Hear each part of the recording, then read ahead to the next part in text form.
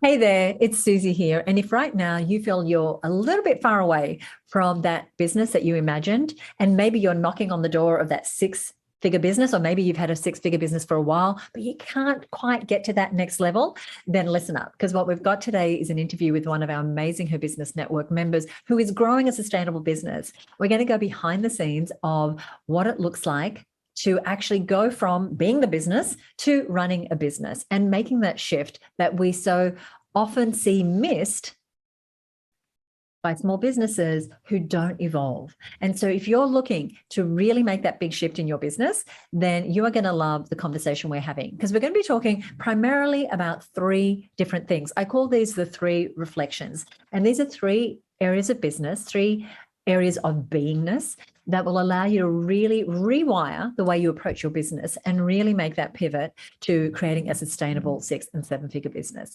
My guest today is one of our awesome Her Business Network members, Sue Frendin. Let's go ahead and get her on the line. Hey, Sue. Welcome, welcome, welcome. Hi, Susie. Thanks for having me. I'm very excited about this conversation because I haven't known you for an overly long period of time, but what I have seen you do is really start to get tighter and tighter on your focus for growing this incredible business that you have. So go ahead and tell us your business, what it does, who it does it for. Take us behind the scenes of your business. Great. Thanks, Susie. Yes, so Sue Frendin, my business is Fold Out Furniture, and it was a business I started about 6 years ago when I actually needed a wall bed for myself. And I couldn't find one anywhere in Tasmania. So it set me off on a whole journey of exploration around it. So Fold Out Furniture really aims to serve people about helping them to use their space in a more flexible way through the use of transformable furniture, wall beds, transformable tables, to help them redefine the use of their space in their home, or also now more increasingly in a business setting as well. So we started off in Hobart. We now have showrooms in Hobart as well as in Melbourne. And we've recently just opened our new flagship store in Richmond in Melbourne too, which has just been so very exciting. And at the end of probably the 6-year journey, or the start probably of the next part of the 6 year the next part. Yeah, and so that's very interesting. And I think it's good for people to hear is that these things take time. 6 years, to build. And now you see you have a vision for the next 6 years. And so often I see people like they've been in business for 2 years. It doesn't all look like the picture they had in their mind, and they can start to feel a little deflated. But the truth, and what I found in my own business and what Sue's telling us here, is that it takes time to build a sustainable business. It takes understanding your ideal client, getting the right products and services in place, having the systems in place, having the team in place. Tell us a little bit about, because you talked about business settings and home settings. Tell us a little bit about your ideal client and the process of getting clearer on the ideal client for you in your business. Right. Our ideal client is, it's an interesting mixture of people. A lot of the people are downsizing. They're older people in their 40s and 50s looking to downsize from the big family home to a smaller apartment or townhouse. And then really thinking, though, how do they make that house cater still for family, for friends, for drop-ins?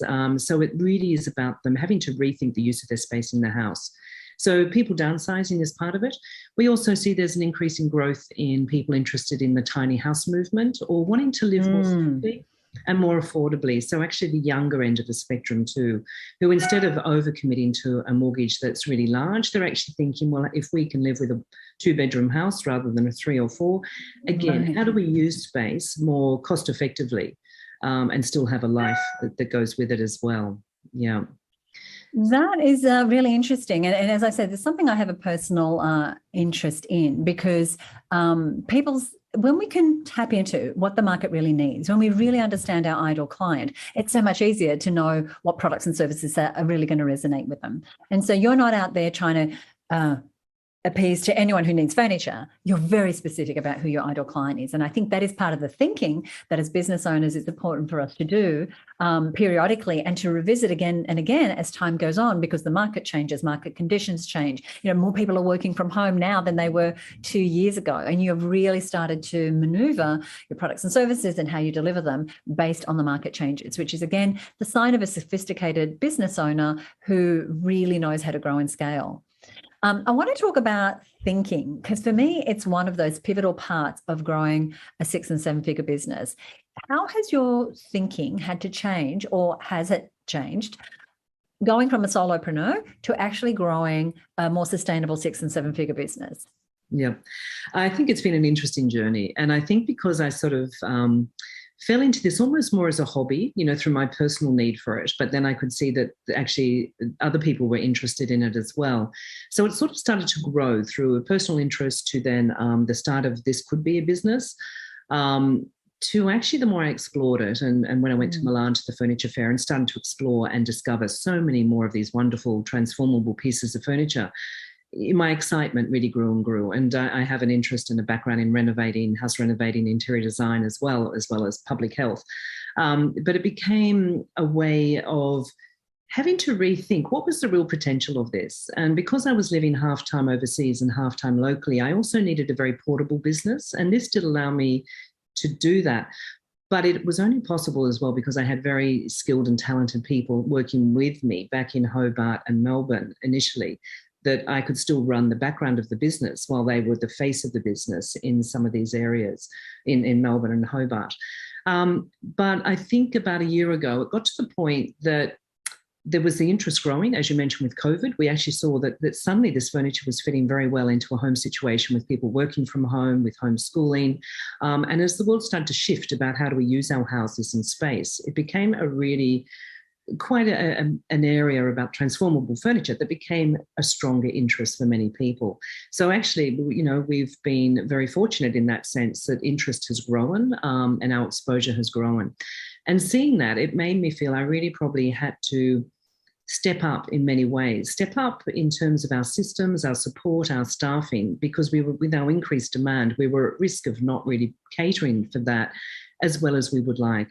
And I think we've tried to hold on to the customer service aspect of this as a very important part. It's a very high touch business. The time we spend with clients, going through the products, thinking what's going to work with them, very much as a personal problem solving journey. It's often an investment. It's how they're going to use their space in a different way. So it's quite a personal journey we go on with our clients. But we needed to up the personnel, the systems and all the rest to support it as it grew. And I think in my own mindset, I could see that I had to change how I was thinking. It was no longer a hobby. This was actually a business. And unless I committed and became much stronger about how I saw it, how I thought about it, and since then, it's actually been an interesting thing that it's really taken off even more so since about October last year. I made that commitment. This was a business I could see a lot of potential with, and I wanted to take it as far as I could. And that's very much a part of that thinking. It's like thinking about it as one, as a separate entity. It's not me. Two, the thinking is I'm committed to this. It's not a side hustle. It's not a nice to have. I'm really going in. And that is as much as about what you're doing in the business as an emotional decision. It's like, I'm going in, I'm fully committed. One of my favorite poems of all time is called The Commitment Poem. And it talks about until one is committed, things don't align to support that decision. But the moment that we commit, it's like the opportunities open up, the doors open up, the vision becomes clearer because we are set in our ways. And so as a business owner, was there a point where you thought, this is real? This is the real business now? Was it a monetary win? Was it something that happened internally? Do you remember that point? I think it was, again, the increased through COVID and people working at home, seeing the improvements it made in people's life through these addition of what I suppose is furniture or objects, but actually it wasn't. It was more than that. It was actually enabling people to live in a far better way in their homes under tough situations. And I think my passion of, I suppose, coming from a health background, of helping people, of enabling people to do stuff. So I think the fact was, there was always a gut feeling this was an area of growth. And I think to see that validated was really important. But I think for me too, it was also this recognition that this is a passion I've carried my whole life about interior design and clever engineering. And for the first time in my life at 60, strange, that sense of also feeling that I really wanted to commit to following my passion, my project. I think after a lifetime of being a mother, of, supporting partners, of oftentimes putting your own needs a little bit second, this really felt like actually this was my dream and this was the opportunity to make it happen. And therefore it was going to be okay to put some boundaries around the time I wanted to give to the business, but also a commitment of what that time would look like. And I think as well, because a lot of my family and friends, had come from a public service background or, wage earners, this sense of at times that, Sue, you're putting so much time into this, are you becoming a bit obsessed about it? And there was this sort of there was a little bit of self-doubt about, well, am I, but the more I started to meet other small business owners, the more I started to network and link with other people in this area, and to see other people living their passion and waking up excited each day because they were following their passion and a business, I actually started to feel much more at ease that, no, this wasn't an obsession. I mean, maybe it is because it's exciting and I can nothing wrong with that. But it's an obsession.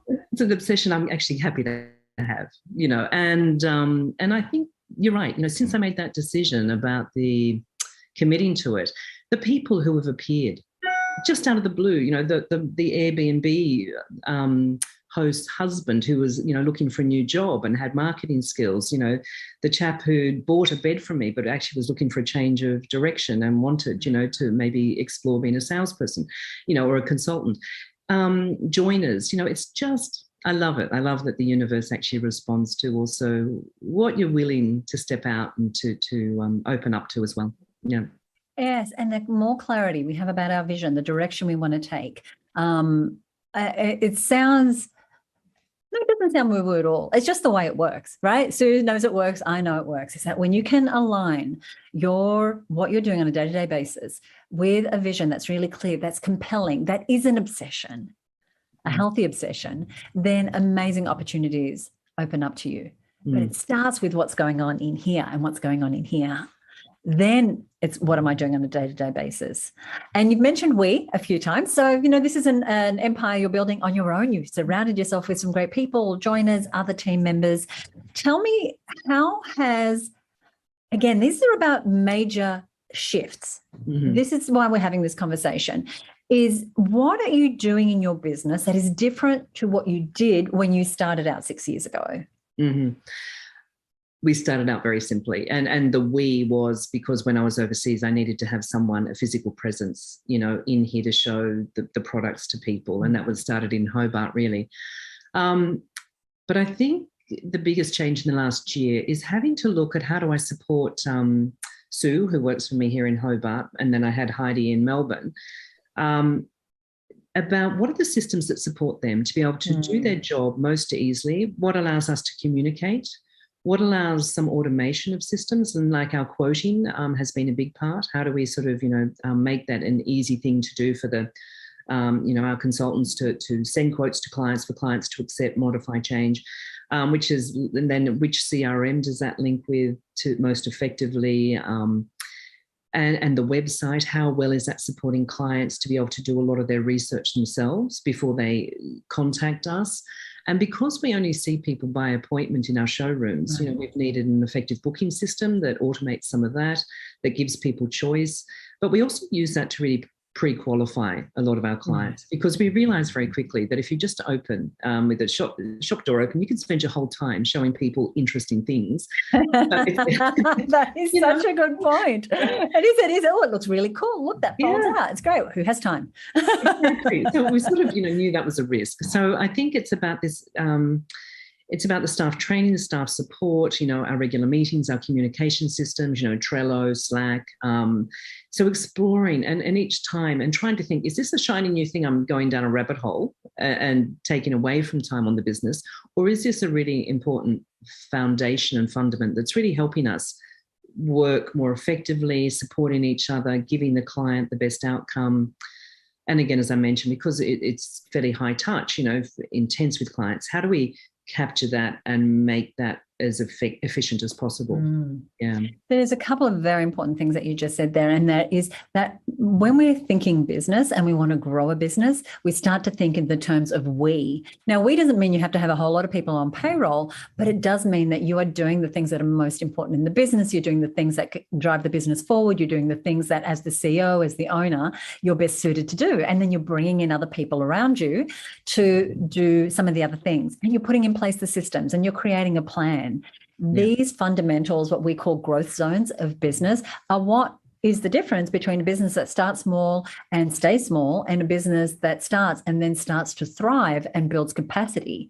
because you can build a healthy six-figure business as a solopreneur doing it all yourself, especially if you have, some marketing nous and you have some sort of specialty skill.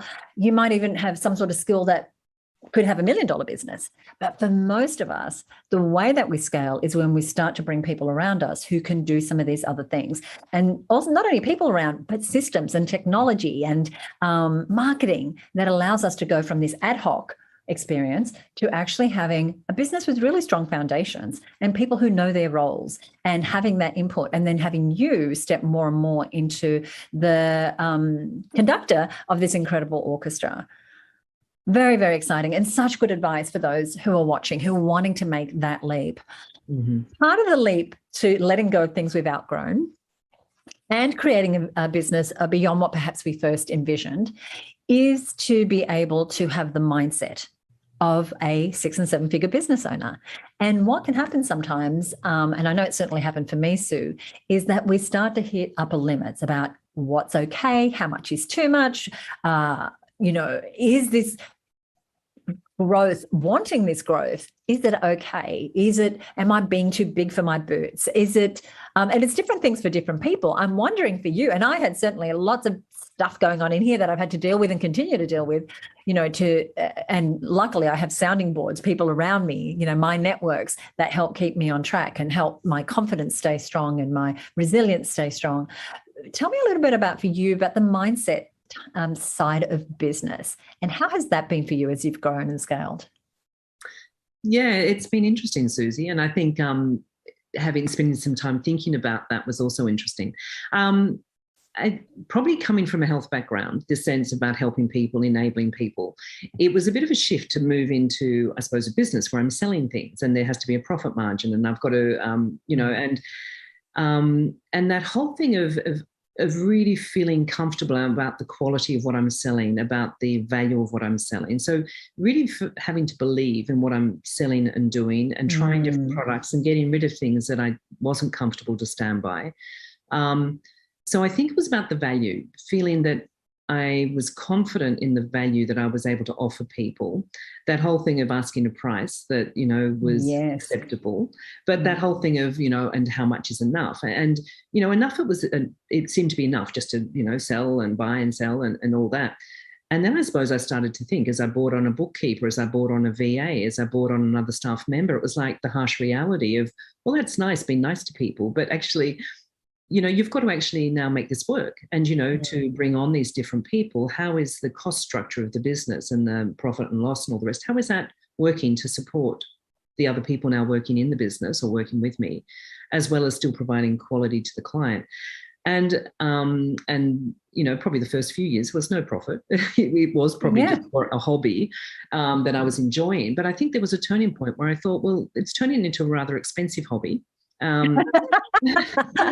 I laugh out of recognition, I have to say. I think my accountant said to me something about, really, why are you doing this? And I had to really rethink and think, okay, look, I'm enjoying it. It's important. I love the things, but I need to be more business minded. And I had to rethink. And that's when I had to really come to terms with my numbers a bit more, do some mentoring around that, understanding much more the financials, and getting clearer that to bring on another person, what did that mean about, the sales and what were the sales we had to drive.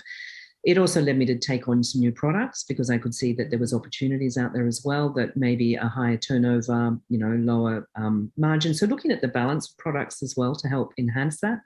But then there was, the upper limit, that whole thing of, well, how much is enough, this whole thing. And I feel very fortunate in my life, health, my home, the things important to me. So I think I did have to struggle with, well, you've got enough, why do you want more? And it was, and I think it's still something, that I'm thinking about. And some of the work, I suppose, like the reading I've done around this is, it's not about wanting more materially, it's wanting more opportunities to be able to use both the business and what might come out of the business to actually support and assist other things I'm interested in. And something that is close to my heart personally is, for example, the housing insecurity of older women. Some of my friends have not been so fortunate in life are really facing this housing insecurity. Or so also thinking, well, through this, that there is opportunities for me to channel maybe some funding to assist and support things in other areas I would never have otherwise had a chance to do in my life. So I suppose it's thinking about, what is profit about? Is it just so I can have a big bank account? Does it enable me to do other things? Does it allow me to rent a beach shack for my family once a month, to have a place to come together, or maybe one day buy a beach shack? So I think it's allowed me to work out, well, what does that look like? But I'm also feeling really proud that I can actually support and employ, 3, 4 other people, that I'm able to give work to other people. And to have this amazing team to work with. So the experience of that, and to feel that there's contributions in other ways rather than just, a fat bank account, which I think I'm not comfortable with. I don't, it's more about, what does this enable?